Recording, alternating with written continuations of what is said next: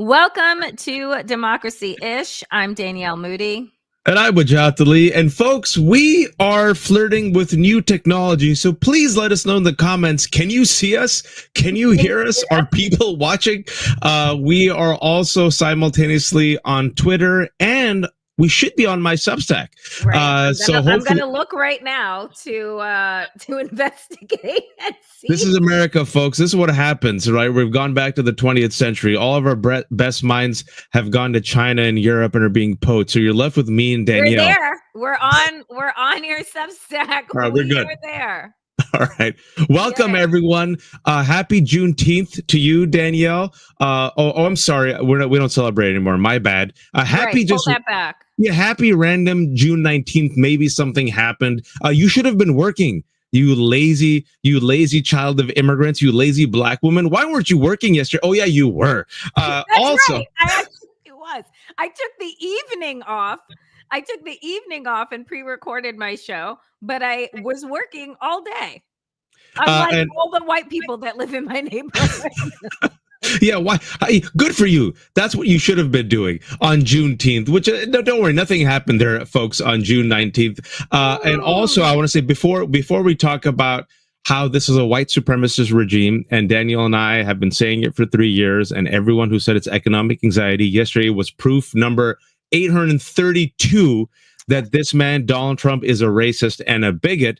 Before we get into all of that, and how racism is the norm and terrorizing America. Now, all Americans, not just people who look like me and Danielle. I want to say congratulations to Danielle Moody for reaching 25,000 YouTube subscribers. I am so happy. I got to thank every single person who has been showing up to my YouTube channel, to, hitting like, sharing, posting, doing the most. We really are growing this community, and I could not be happier to reach this milestone. And I'm reaching it. Look, there are people with big platforms. I'm happy for each and every single person, each and every single number, each and every single dollar. So thank you all so much for helping to grow this community. I appreciate it. And Waj, who, I tried to give him an out, guys. I said, you got all of these Substacks, you got all of these people following you. You sure you want to stick it out for a couple $100 a month? And Waj is like, oh no, I love this. Sure. Yeah, I'm a masochist. I'm a terrible capitalist. She did give me an out 3 weeks ago. She goes, well, I think right before we did one of these, she goes, watch, you could leave. It's okay. I won't be offended. I get it. You have like 800 kids. I'm like, inshallah, we're building something. You build something from the ground up. You try your best. And so Danielle getting 25,000, folks, for those who don't know how the YouTubes work, 10,000 is a nice milestone. Then 25,000 is the next big milestone. And what happens as a result, and why Danielle and I always say, if you can, please ring the bell right now, become a free subscriber, is the elves in the algorithm, they promote that channel more, they promote that content more. And as a result, more eyeballs get to see it.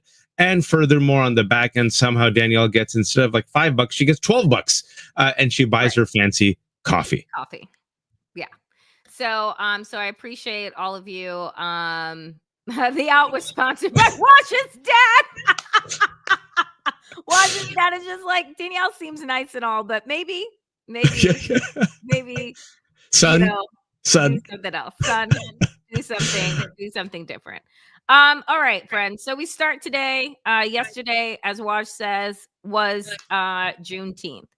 And what is the Juneteenth holiday? Juneteenth is a national, federally recognized U.S. holiday. It became federally recognized as of 2021 under the Biden administration. And I have so many mixed thoughts, and I'm going to share just a few of them about Juneteenth, which is that Juneteenth celebrates and commemorates the final day that all enslaved Black people were freed, notified, right? This came 2 years after the Emancipation Proclamation. So I want folks to really understand that here we are Emancipation Proclamation happens. Yay, Lincoln. Yay, all of these things.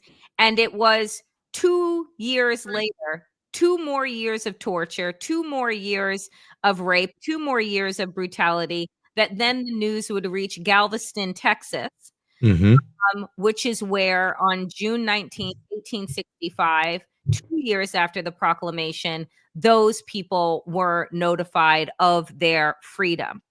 And, I really like this post here where it says, Black people, be proud of your heritage and celebrate America's second Independence Day. Allies, listen and support, educate yourself on its origins before exclaiming Happy Juneteenth. Be sincere and informed. Take time to reflect, celebrate, and support Black people. And my mixed feelings on this is that I lived in DC. Waj, I know that your kids go to school in the DMV area. Juneteenth had been a holiday in Washington, DC. And what the reason why it frustrates me is because we wanted the George Floyd Policing Act. We wanted police officers and armed white vigilantes to stop killing Black people. And instead of legislation that would promote the dignity, respect, and humanity of Black people, we got a federal holiday. We get Harriet Tubman named to be on the $20 bill, but we'll never see that. And so it to me, it is, I don't need your performance. I don't need the performance of, oh, let's give a federal holiday that now white people get off and have no understanding of the depths of what Juneteenth actually means, right? So I look at this and you see Tim Walz. I appreciate the proclamation he offered. The observance of Juneteenth calls for us to recommit ourselves to the work of equity, equality, and justice. Each June 19th, and especially today in Minnesota, we are reminded of our incredible capacity to heal, hope, and emerge from our darkest moments with purpose and resolve. But Waj, what did Donald Trump do? So, as Danielle said, I think it's important for the context, right? Not only were these enslaved people still in slavery 2 years after Emancipation Proclamation, it's even 2 months after the Civil War ended and the North won, right? So can you imagine literally even a second, even a minute, even an hour of being an enslaved person after so-called Freedom Day, Emancipation Proclamation, right? Which is why Juneteenth is also known and was known in Black communities and celebrated unofficially as Freedom Day, actual Freedom Day, when everybody was finally free. And they had to walk into Galveston, Texas, and literally say, no, it's over, done, right? Folks, history repeats and rhymes, right? Because what we're seeing right now is people want to take us back to resegregation. People want to take us back. You saw in the Supreme Court decision yesterday, right? Take away the rights. People want to take away rights of women. People want to take away books in certain states due to, wait for it, states' rights. And then we were waiting yesterday, Danielle, and Caroline Leavitt, Bimbo Barbie, was asked by the press, well, Donald Trump, when it comes to proclamations on all these other days, he signed the proclamations. There was a press conference. There was a post. How come there's nothing on Juneteenth? And she says, I'm not aware. He's aware of it, but I'm not aware of him signing any proclamation. The whole day went on for a while. No comments, no posts. And what's so striking is that Joe Biden, the president in the last term, officially made it, like Daniel said, a federal holiday. The White House acknowledged it for all 4 years. Joe Biden, out of office, went to Galveston, Texas yesterday to a historic church. So everyone was waiting for Donald Trump. Somehow he comes out on Columbus Day. Somehow he goes to Fort Bragg and talks about renaming the forts after Confederate generals. Oh, Daniel, those racist traitors who fought against America so they could protect slavery, and then they lost the war. I always want to mention that. You know how white privilege exists? They're naming bridges and bases and statues, not only after racist traitors, but people who lost the war. In order for me and Danielle to have a statue, we'd have to create statues. I give you all of that context, right? Finally, at 7, look at the timestamp, 7:03 p.m. Everyone's asking, hey, Juneteenth, it's trending. Hey, is Donald Trump going to say anything? And by this time, Danielle, I said, you know what? Let this mother effer not say anything. He forgot. It's very deliberate. I'm okay with that. But no, Danielle, no.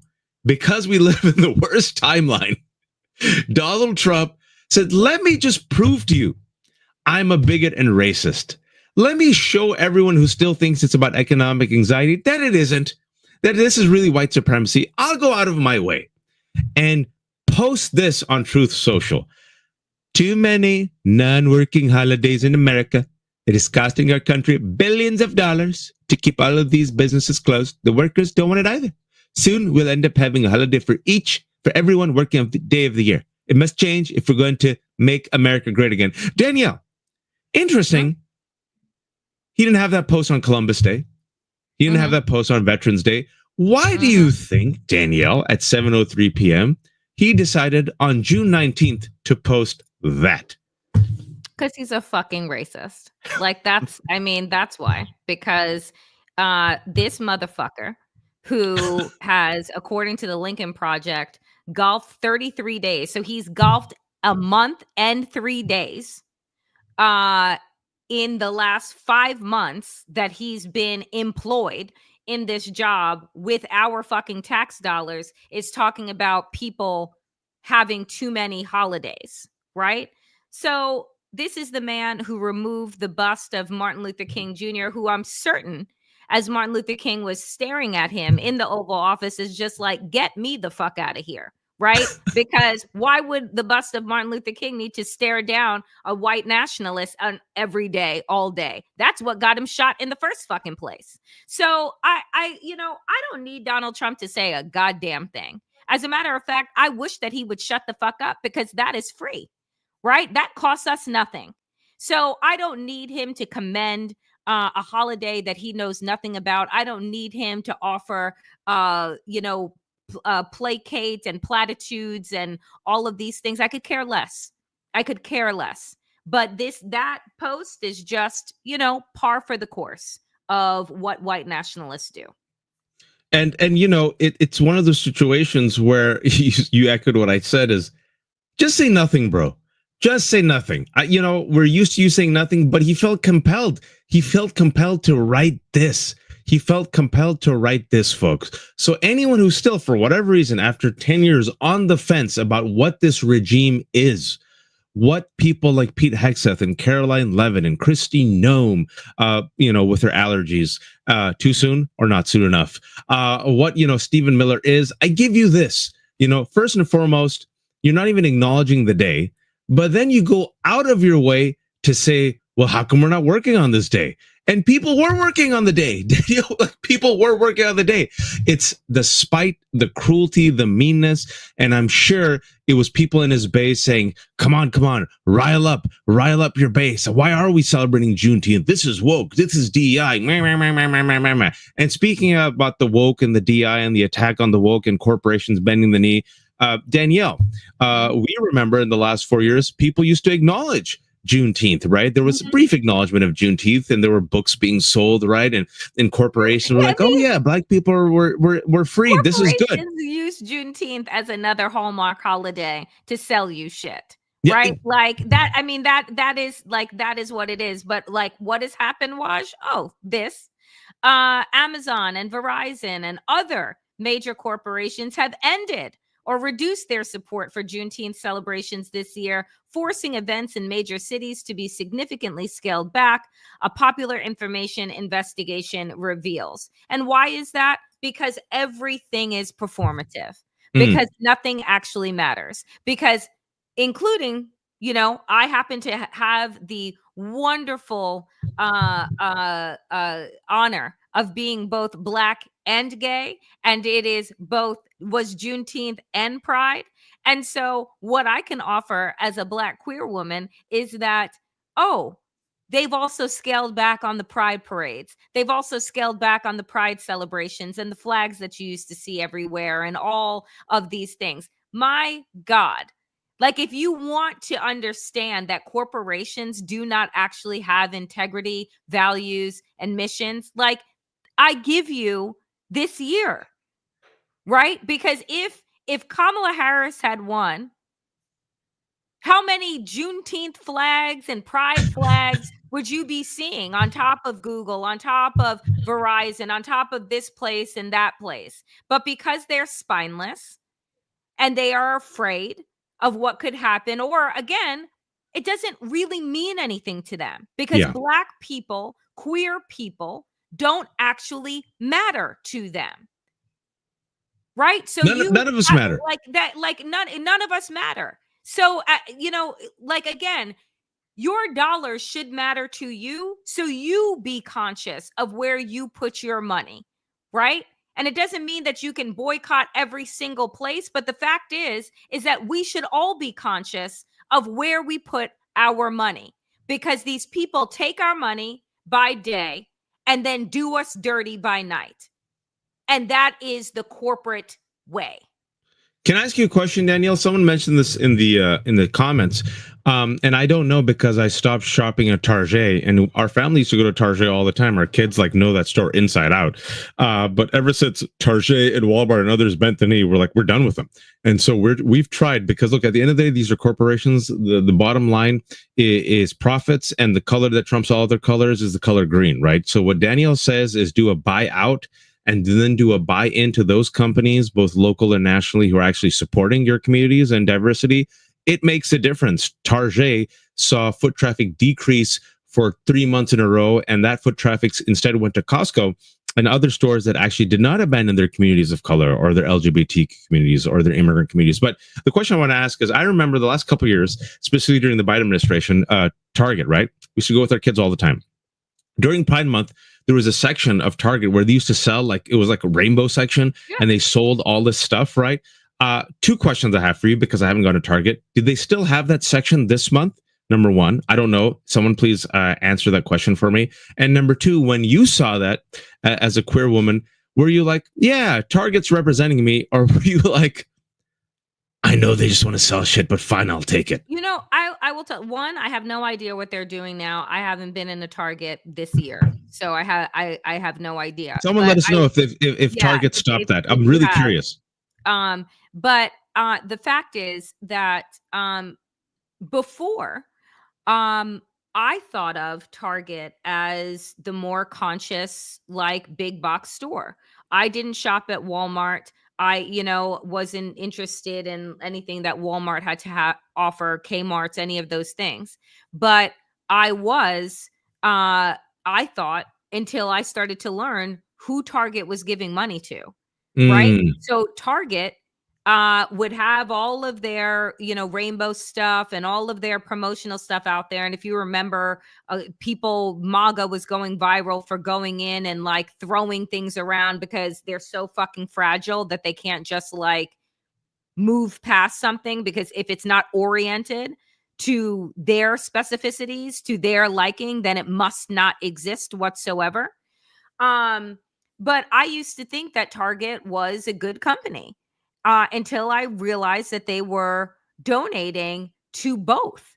Like, they were donating to anti-LGBT candidates, Republican candidates, while also posting their queer memorabilia. And once that was lifted up, I was like, you're not getting my money. Right? So you want to take gay money, you want to take queer money, you want to pink wash shit, right? And rainbow wash shit, and then you want to give to the campaigns of people who are trying to take away my rights and think that that's okay? That's what Target does. And that's what all of these companies do. That's what Donald Trump did before he became, like, he would give money to everybody. Right? Oh, I'll throw some money over here to a Democrat. I'll throw some money over here to a Republican. I'll hedge my bets. That's what it is. It's like you're laying if you're in Vegas, you're putting all your money, all over the table, so that, you'll win a little bit depending on what goes down. You have no allegiance. So I'm saying to folks, again, it's your money. It's your dollars. Be thoughtful about where you're putting it, and question whether or not the people that the corporations that you are buying from how they're supporting women's issues, immigrant issues, Black people, people of color, Muslims, people with disabilities. Like, what are they actually doing? And also, as Danielle said, it used to be, and it still is, the blacks. Okay, Black History Month. Okay, Black Dollar, come here. Pride, flags, flags, flags. Okay, gay dollar, come here. Christmas. All right, Christians, come here. Right? They don't care. But at the same time now, you cannot afford to be neutral. Why? Because this administration and the MAGA movement, folks, it ain't like the olden days. They're aggressively trying to erase the rest of us aggressively. Look at the Supreme Court case, right? No parents' choice anymore. I thought it was all parents' choice, parents' choice, parents' choice. But no, punting to the states. And if that state wants to attack transgender kids, which pretty much red states will, then you know what? Your parents who know you better than anyone else, and if they want to give you gender affirming care, but like if the state doesn't allow it, shit out of luck, parent, right? And then these folks will say, oh, okay, well, let's just support them anyway, because that's where the tide is turning. And where the tide was turning for the past 5 months was being tough on crime, tough on undocumented immigrants, all the conspiracies about Haitians eating dogs and pets, the Nazi conspiracies, that was fine with Target and Walmart, all the conspiracies about the El Salvadoran rapists and the Venezuelan gangs, even though it was bullshit, that was fine. And it was so fine, folks, that even Democrats in the House and the Senate helped the Republicans pass the completely cruel Lake and Riley Act that goes after undocumented immigrants and is willing to deport them just for nonviolent charges. Forget convictions, nonviolent charges. And I always want to remind people, it wasn't just the Republicans. Without Democrats in the House and Senate, the Lake and Riley Act would not have passed. And what Danielle and I kept saying, and we keep saying, is first they'll come after the transgender. Then they'll come after undocumented immigrants. Then they'll come after legal immigrants. And then it was Senator Padilla last week. Him being a senator, all that privilege, did it save him? Nope. Brad Lander over the weekend being a New York City comptroller, Jewish American in New York, did it save him? Nope.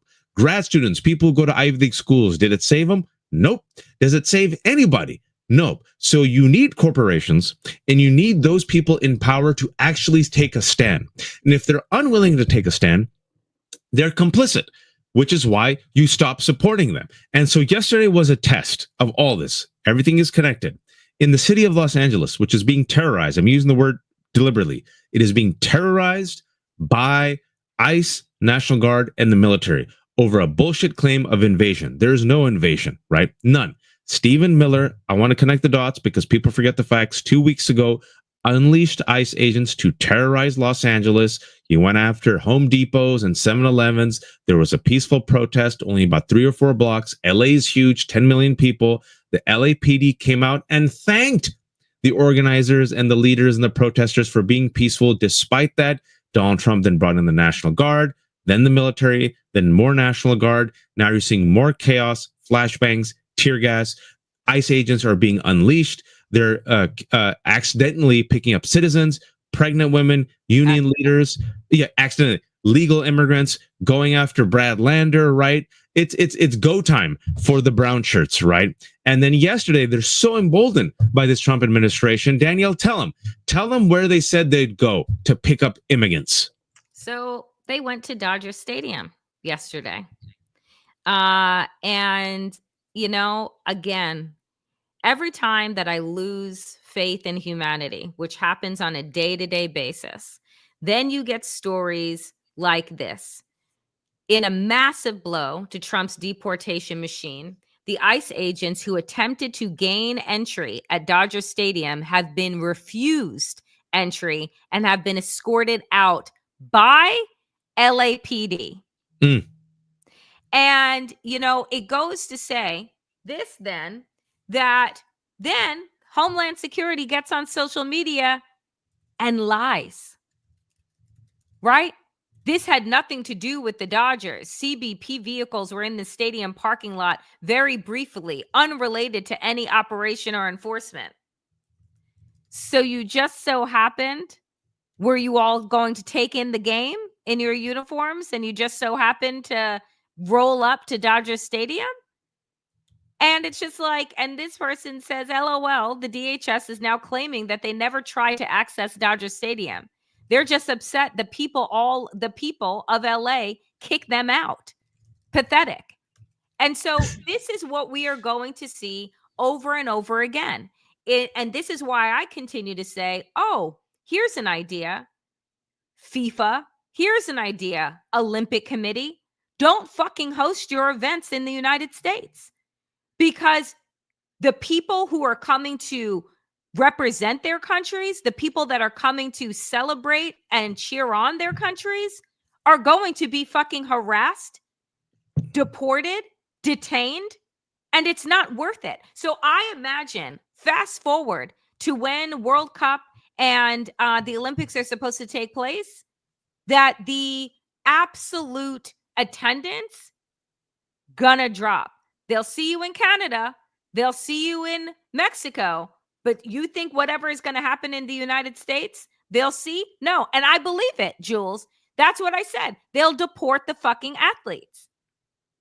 Listen, folks, if you think what Danielle and Jules are saying is exaggerated, they showed up to Dodger Stadium yesterday to pick up and deport immigrants. As we've already mentioned, they've gone after legal immigrants. They don't care. Brown person, jump, attack, right? World Cup 2026. One of the host cities is Los Angeles. You know what's happening in 2028, folks? Olympics. Danielle and everyone who's watching right now in the comment section, let's be honest. Let me ask you a question. Suppose you're visiting this country, right? You need a passport. I've traveled. Danielle's traveled. Sometimes you leave your passport in the hotel. You just do. You're like, I probably won't need it, and I don't want to lose it, right? So if I'm going across the street or if I'm going to the restaurant, I'll just leave my passport, because if I lose it, I'm effed. Would you come to this country if there was even a 5% chance that, God forbid, if you left your passport in your hotel, you could be picked up by ICE, kidnapped, and renditioned to Guantanamo? Absolutely fucking not. 5% chance. Absolutely not. And folks, just to remind you, we are only months into this administration. By the time the Olympics is in 2028, is the World Cup in 2026 or 27? Yeah, LA is one of the host cities, 2026. So we're 5 months into this, and this is where we are. What do you think people are going, like the decision that they're going to be making in a year from now?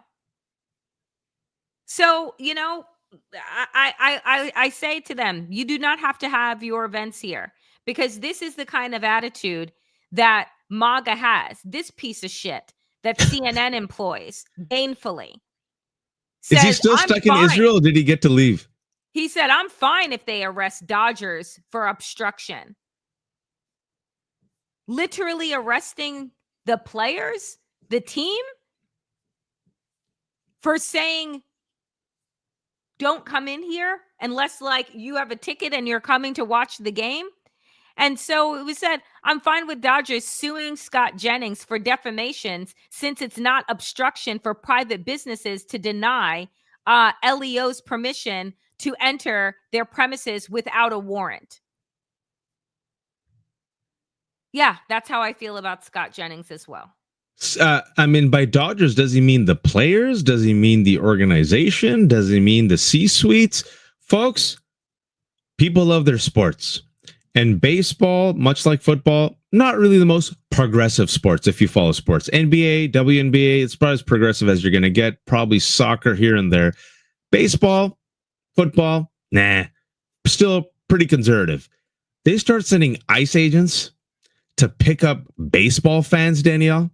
They start declaring war against the Dodgers.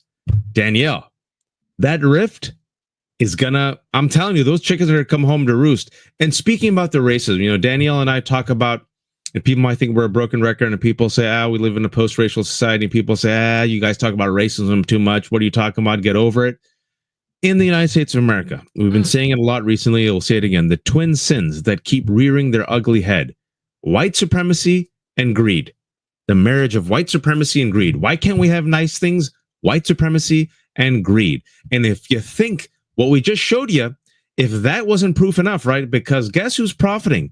private prisons, the military-industrial complex. Oh yeah, ICE might go bankrupt, but they don't care because the white supremacy right now is taking over the capitalism part of Stephen Miller's brain. He's perfectly fine bankrupting America. But guess what? The color green still trumps, right? And because the color green still trumps, folks, in New York, where Danielle is, we just found out some breaking news, I think as of today, that the Democratic establishment, including Clyburn, folks, instead of staying out of it, instead of saying, you know what, who has momentum and who do the kids like and who's a progressive, Zoran Mamdani, let's throw our hat in the ring for Zoran Mamdani. Danielle, tell him who the Democratic establishment now publicly, openly is supporting in New York, in the New York race. Oh, well, they figure since Republicans have their own sexual predator that they should get one too. And so they've decided to support Andrew Cuomo. Not making this up. Who has been credibly accused of sexual harassment by 13 women that he tried to smear, that he tried to sue. And now on top of which, right, he also was lying about COVID deaths, made a ton of money off of a book, right? And mind you, I was a person who was celebrating Cuomo during COVID, right? Was never missed a press conference, made me feel safe, made me feel good because Donald Trump was telling people to inject bleach and light and all of these things. And I said, oh, thank God for Andrew Cuomo. Fast forward, you find out what the fuck he was doing during that time. And so can I give you the Clyburn quote? Please. Quote, the mayor of New York is uniquely positioned to play an important role in the future of the National Democratic Party, Mr. Clyburn said in a statement, adding that Mr. Cuomo had, quote, the experiences, credentials, and character to not just serve New York, but also help save the nation, end quote. The character, this is the same establishment Democrats that forced him to resign because of the sexual improprieties that he was credibly accused of. And so here's the thing. This is why I say, folks, and somebody just posted it in yes, the Democratic Party is dead, right? And I'm going to say it again. I am about this close to re-registering as a fucking independent. Been a Democrat my entire life because they are not the party of resistance. They are the party of corporations. They are the party of elitism. And they are the party, right, of nice white moderates that will work overtime to throw whatever marginalized community or person under the bus in order to continue to court the favor of their donors. Case in point, here is Mamdani, right, who is a democratic socialist, a person of the people who actually wants to focus on the economic viability of the lower and middle class in New York City. We've learned as of late, 1 in 4 New Yorkers is living in poverty. And in an interview that I did on my other podcast, As the World Churns, with David Sirotto of The Lever, he said 1 in 4 New Yorkers live in poverty and 1 in 24 are millionaires.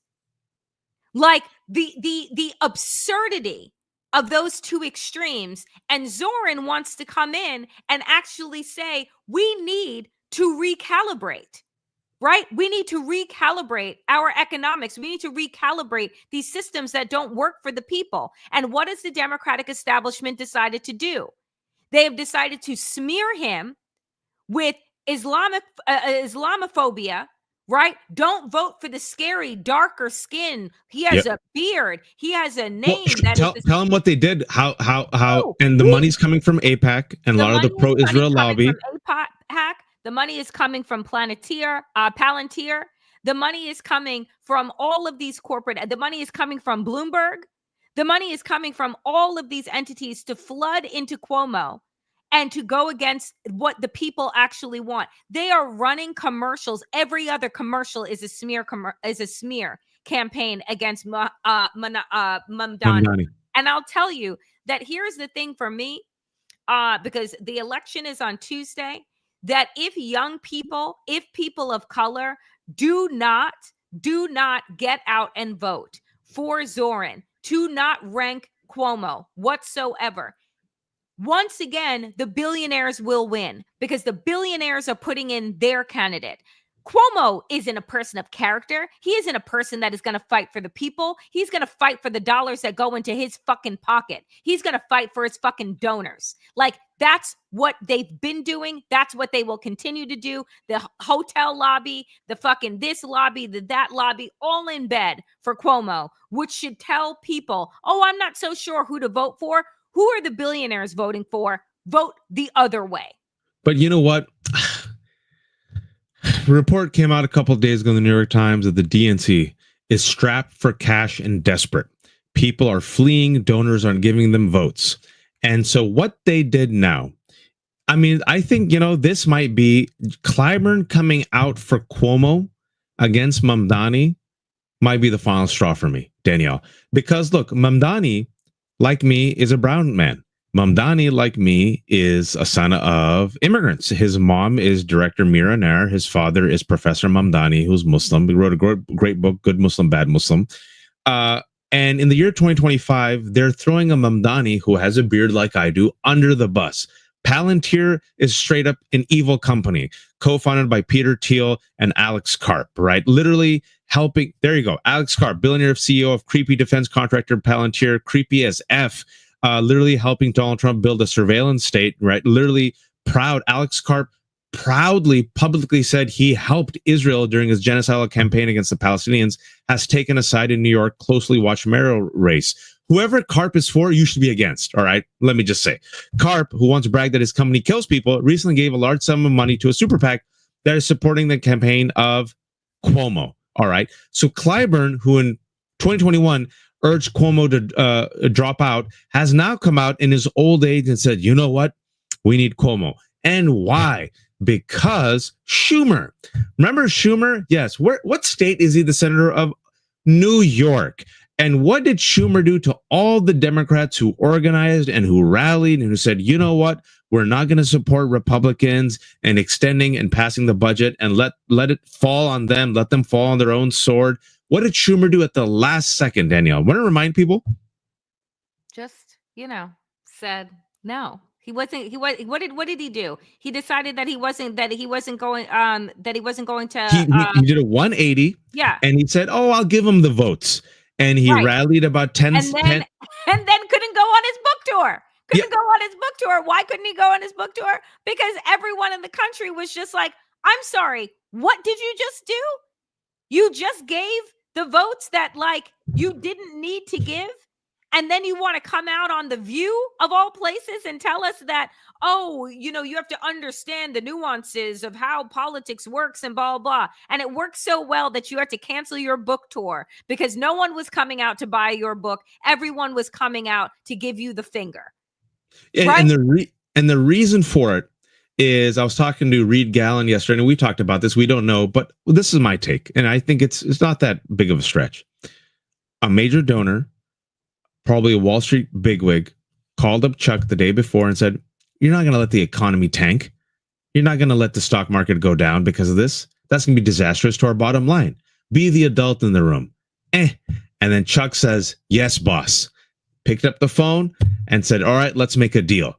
And that's what's happening with Cuomo. All the rich folks, the 1%, right? They hate the AOCs. They hate the Elizabeth Warrens. They hate the Bernies. They hate the Zoran Mamdanis, the Rupert Murdoch. To quote George Carlin, it's a big club and you ain't in it. Not in it. Right? All these folks were buddies, but Trump used to golf with Bloomberg and Clinton. These people don't care about you. All the corporations who pink wash and who Juneteenth wash and bring out the pride flags and then talk about cancer and then do African American History Month. They don't care about any of you. They care about themselves and their bottom lines. And it's the gatekeepers who all go to Aspen, Billionaires Mountain, and hang out during the Aspen Festival, right? These people do not care about any of you. And once they see Zoran Mamdani or an AOC or anyone who comes out and says, maybe the rich should pay their taxes. I mean, Bernie Sanders is a good, and I didn't like Bernie. And I'll tell you, he's a prime example. What would have happened if the Democratic establishment had actually stayed out of that fucking race? He would have won. Him and Hillary Clinton. Who would have won? He would have won. He would have won. He would have beat Trump too. I know people don't like hearing it. He would have beat Trump. Any politician that has the audacity to put the needs of the people and not the donor class first, anyone who is talking about power to the people and a redistribution of wealth, and is talking about how capitalism is out of control and billionaires are evil and running all of these things, and that we need to remove money from politics, and that is at the core of how the people lost power. Those people, right, are then, the money that is thrown the way to get those people out, to smear them, whether you smear them with racism and discrimination in what is happening to Zoran, whether you do it with ageism, which is what happened to Bernie. Oh, he's too old and he's out of touch and this, that, and the other thing. Or you call them a socialist like you did AOC. It's always it's the same fucking people. The same class of people. And so when people come to me, Waj, and they say there's no difference between Democrats and Republicans, when you were talking about their connection to wealth and their sucking up to the donor class, there absolutely is no difference. And AOC called it a couple of days ago. There was a very successful rally from Mamdani where AOC came out. She said free Palestine to much applause. Remember that? And she also said, she talked about it. Go check out the clip where for the first time publicly, I think she says, we keep trying to go to the establishment, the leaders of the Democratic Party. We keep trying and they keep throwing us under the bus. I'm paraphrasing it, but she openly talked about the fissure. It says, we keep trying. They keep putting their boots on our faces, right? I want to bring people say, oh, they're very, they're agitators, they're disruptors. Why can't they play ball? I want to bring the receipts. When Joe Biden last year said, I'm going to stay in the race, he shouldn't have, we all agree, but he said, I'm going to stay in the race. There were two groups that rallied behind him for the sake of building a coalition. Those two groups were Black voters and the progressives, Bernie and AOC. After Kamala Harris was given the baton, the two groups that rallied around Kamala Harris first to build a coalition, Black women, Black men, progressives. Who dragged their feet around Kamala? Do you all remember? Nancy Pelosi and the establishment. It took Nancy Pelosi, remember that, Danielle? A couple of days. Because what we found out is on the DL, corporate America wasn't a little iffy. An open primary. They wanted an open primary because they did not want her. Right? So, again, it is time, in my mind, Waj, I don't know about yours, it's time for another party. It's time for a new party, because I believe that the fissures inside of the Democratic Party are so deep, right? You either are a part of the donor class and the elite, or you're for the people. But I no longer think that the tent is big enough to hold both of these things. And it is evident now that as we are 6 months into this regime, that as we are 10 years into Trumpism, and the Democrats have not formulated a path of resistance that is coherent, that is exciting, that connects with the people and what the people want, that it is evident that the AOCs of the world, the Kenyatas, all of these people in different forms and formulations have tried to bring this dinosaur into the 21st century, and they have refused. And not only have they refused, they've doubled down. They have doubled down. Nancy Pelosi had the opportunity when the five, right, came in to the House of Representatives. Talking about the squad, right? The squad, when they came in, she had the opportunity to say, this is the future of the Democratic Party, right? To be able to seemingly pass the baton. And instead, what did she do? As soon as those people received any type of pushback, she threw them under the bus. All of them. Every single one of them. So I'm like, we keep expecting these old thinking, old-minded, greedy, like just, terrible people. Yeah, terrible. They're terrible people. War hawks, also part of the war on terror. War hawks to somehow change and relate to a community and a base that they have no desire to actually give any power to. These are people who want their power to stay where it is so that they can do their handshake deals behind closed doors and then tell the people what it is that they want, as opposed to listening to what the people want and actually delivering on it. Let me do a quick rant before we talk about how terrible the failed leadership of Donald Trump is and how it might lead us into war. And the brewing MAGA civil war, which is exciting to watch, is speaking about the brewing civil war. I am old enough to remember, Daniel, that the Tea Party had its revolution in 2010, 2012.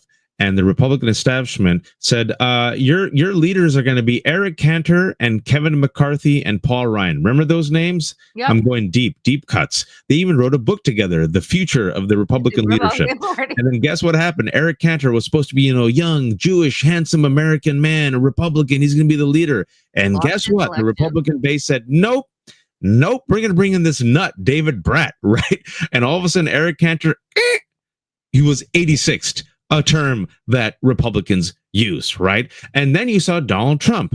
Donald Trump was a bulldozer. They tried to contain Donald Trump. They still hate Donald Trump, folks. I'm telling you, here in DC, Virginia.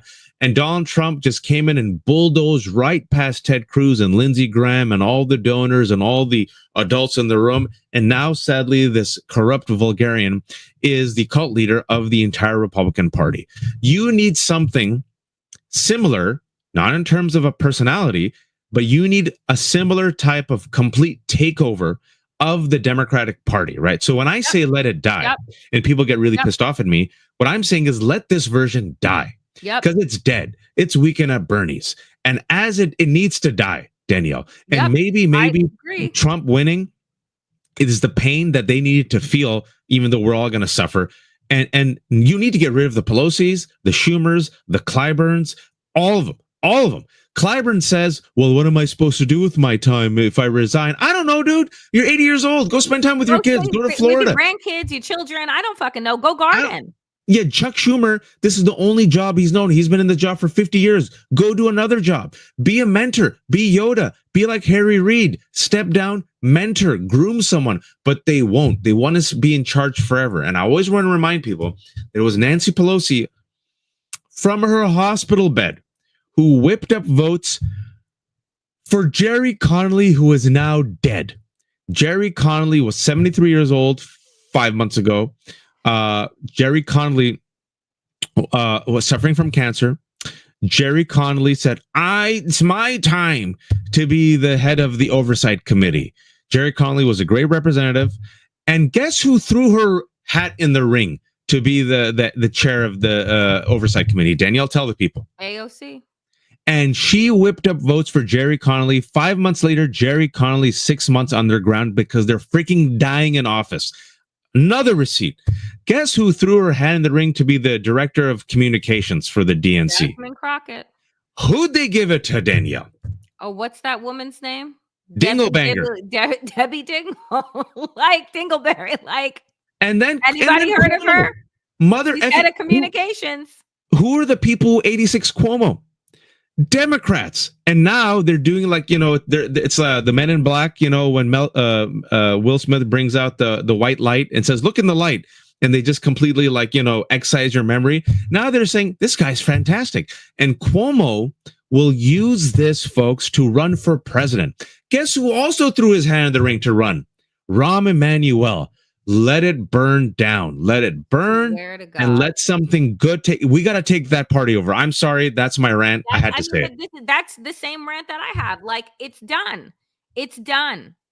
Right? So speaking of burning things all the way down, and this is, folks, like this week was so fucking crazy, which is why I labeled the show Trump's Chaos Week, but it's like really our Chaos Week because, on top of everything else that we were talking about, we got about 2 weeks until, potentially we start World War III as part of the axis of evil that America is now part of.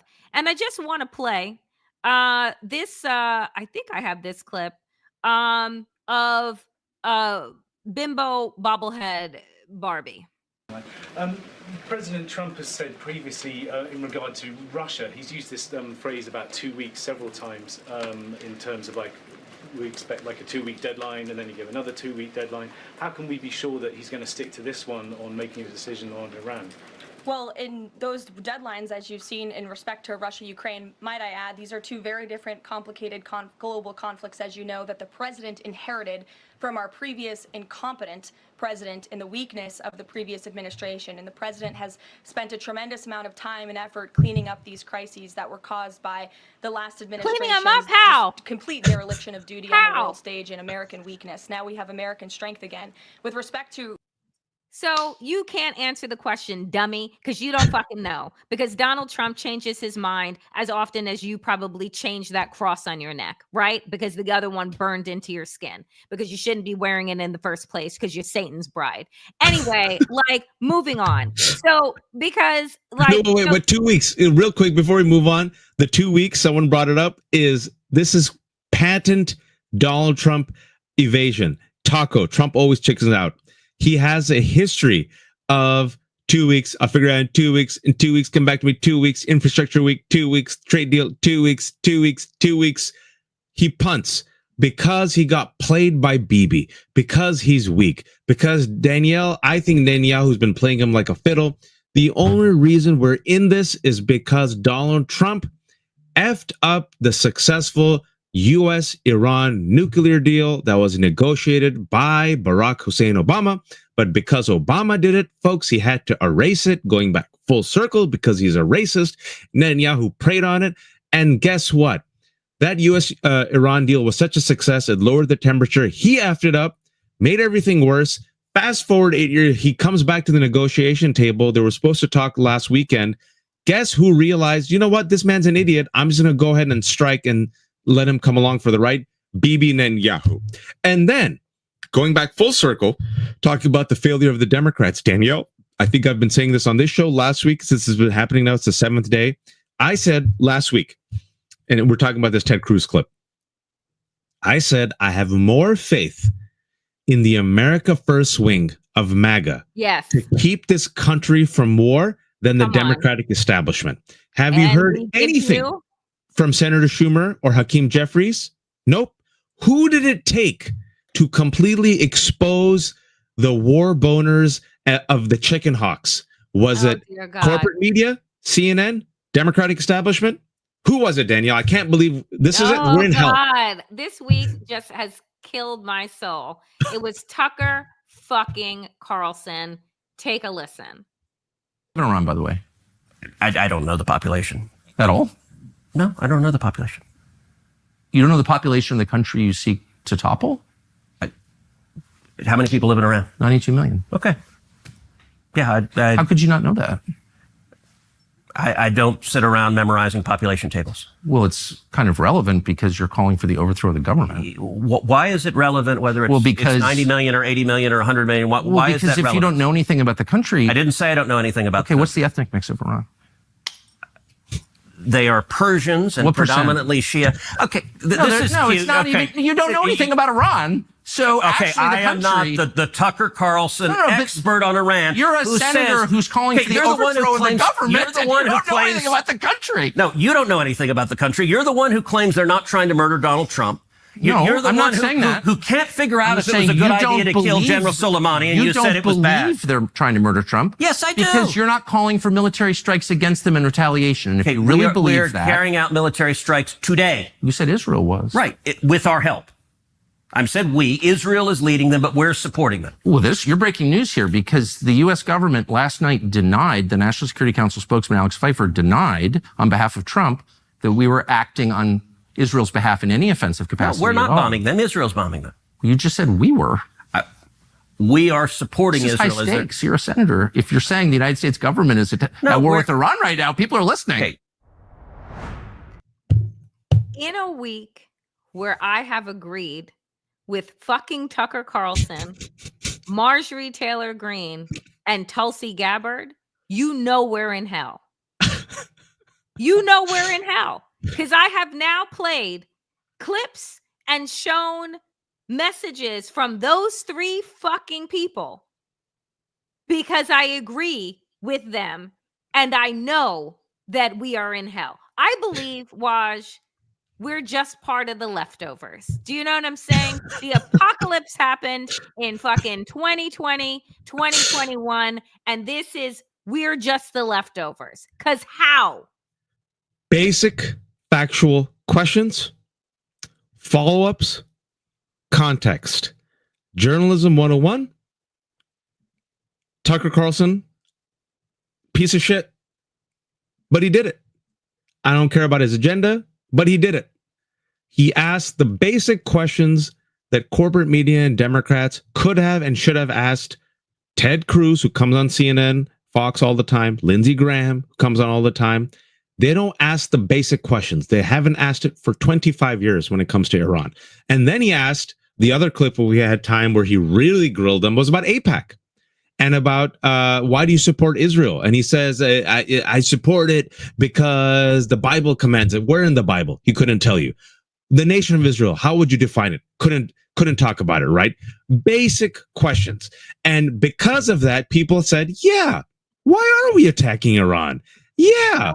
What do you mean? You're a U.S. senator. What do you mean your priority is to help a foreign country? Wait a second. Israel has a nuclear weapon? Wait. The fact that Thomas Massie, Marjorie Taylor Greene, Steve Bannon, as of yesterday, Matt Gaetz, and Tucker Carlson are the anti-war brigade, and mouse farts from Hakeem Jeffries and Chuck Schumer, it's over. Just Danielle, just wake me up when it's finished. And I'm going to say this as we close out because we must wrap. My sister is getting married this weekend. Hey! And I am headed to Long Island very quickly. But I just, it isn't just the upside down world that we find ourselves in where Tucker Carlson is now a hard-hitting journalist. It is also these folks.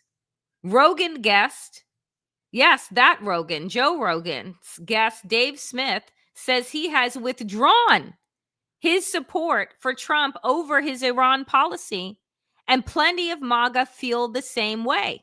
Quote, I supported him and I apologize for doing so. He should be impeached and removed.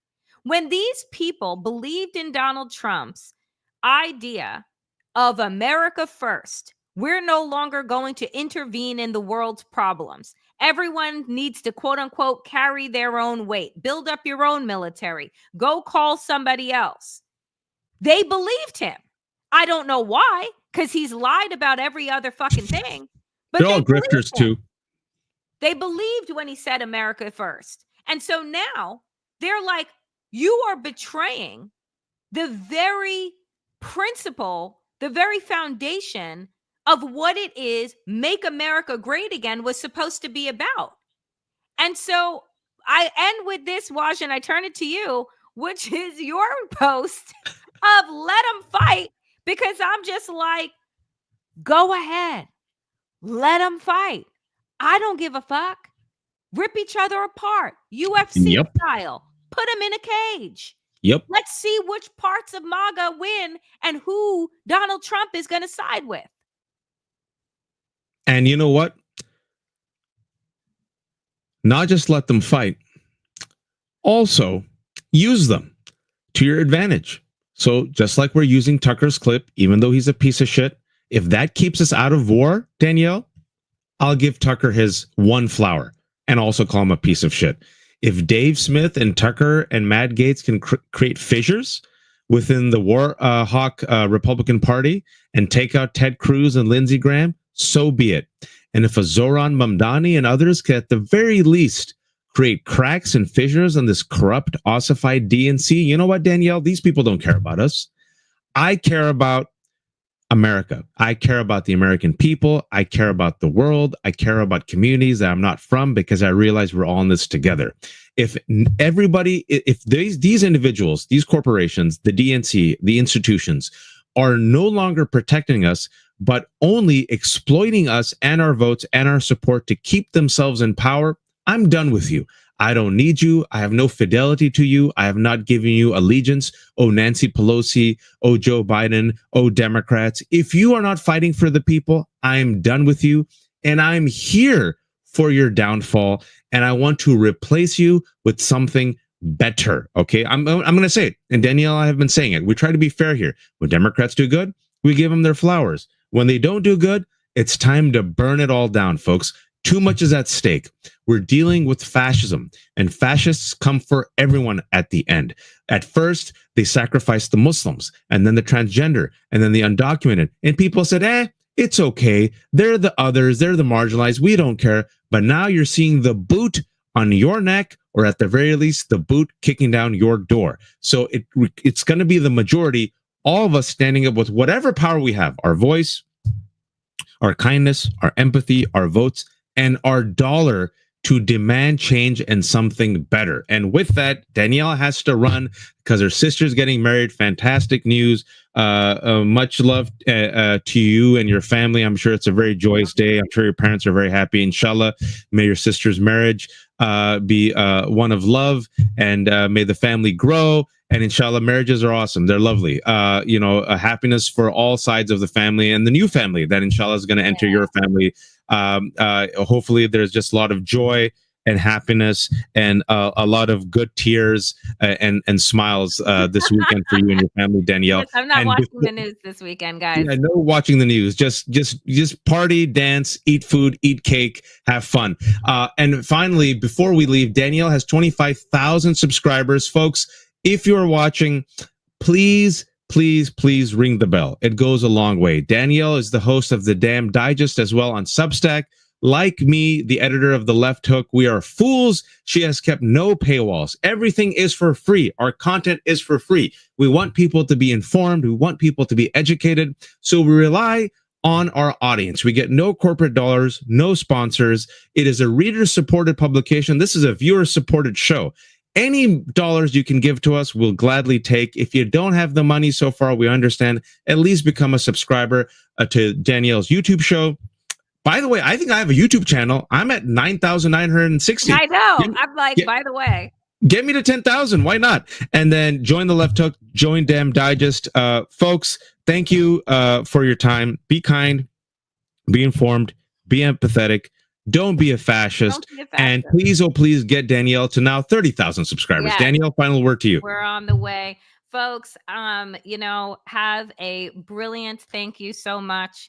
Have a brilliant, beautiful weekend. Get rest, get nourishment, spend time outdoors, spend time with those that you love. We will continue to get through this. Waj and I will be back here on Monday, 12 p.m. Eastern. With that, we will see you then. Be well. And thank you so much to all the super stickers, all the super donators. Subscribe, like, and share. Be well.